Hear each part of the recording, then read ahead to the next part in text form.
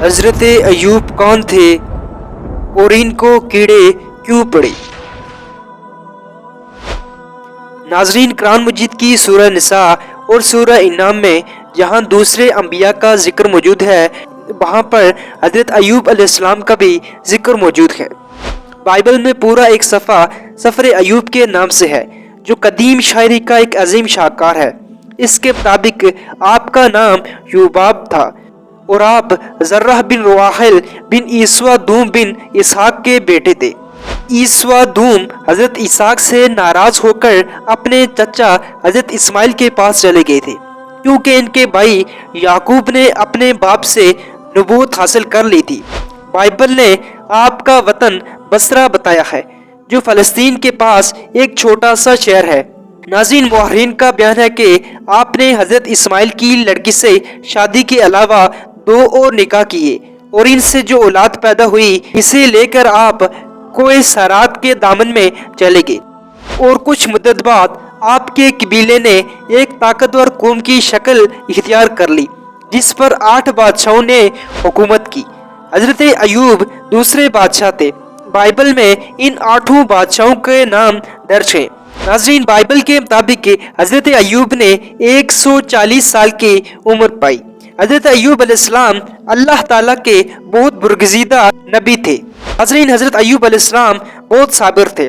قرآن مجید میں آپ کے بارے میں بتایا گیا کہ بے شک ہم نے ان کو صابر پایا، اور ایسا صابر کہ اس کی دوسری کوئی نظیر و مثال نہیں مل سکتی، یہاں تک کہ صبر ایوب ضرب مثل بن گیا۔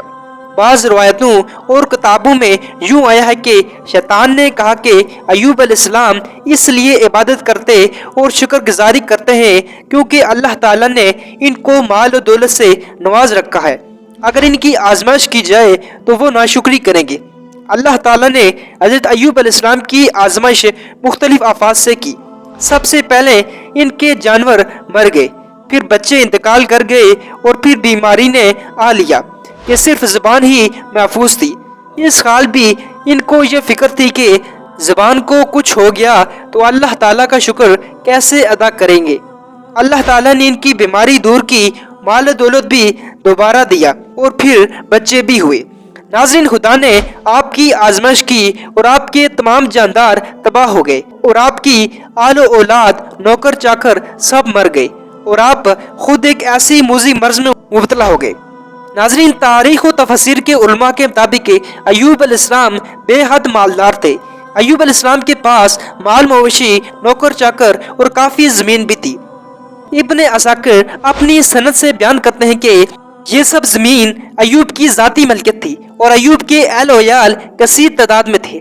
پھر یہ سب اللہ تعالیٰ کی طرف سے واپس لے لیا گیا، اور ایوب مختلف جسمانی تکلیف میں مبتلا ہو گئے۔ دل اور زبان کے سوا جسم کا کوئی حصہ اور عضو صحیح سالم نہ رہا۔ دل اور زبان کے ساتھ ایوب یاد الہی میں مشغول رہتے تھے، اور صبر کا دامن ہاتھ سے نہ چھوڑا۔ ایوب نے ان تمام جسمانی و مالی مصائب میں اللہ سے ثواب کی امید لگائے رکھی، اور ہر وقت اللہ کی یاد میں مصروف رہے۔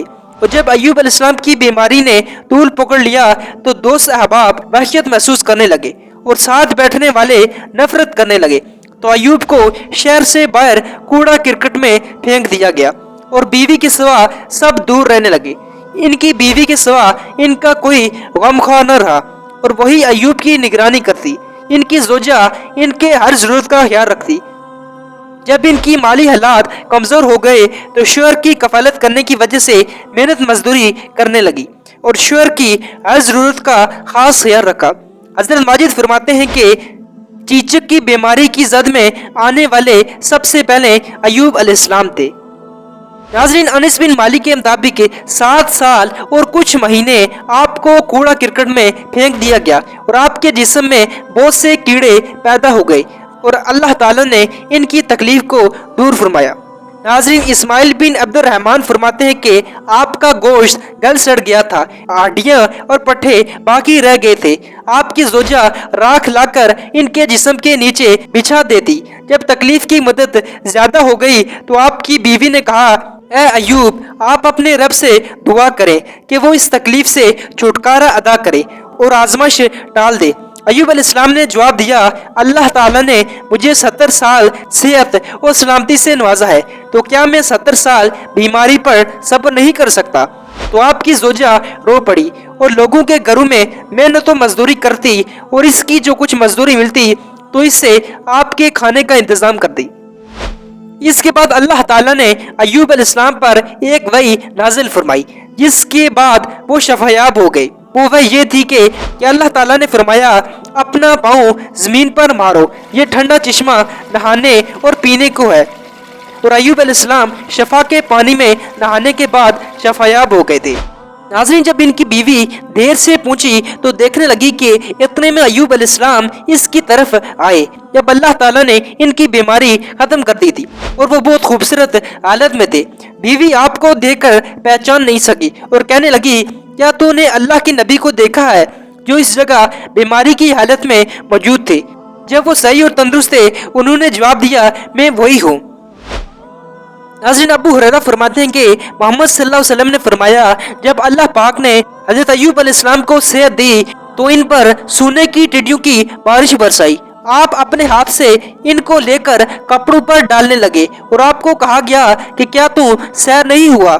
آپ نے بارگاہ الہی میں عرض کیا، یا اللہ، تیری رحمت سے کون سیر ہو سکتا ہے؟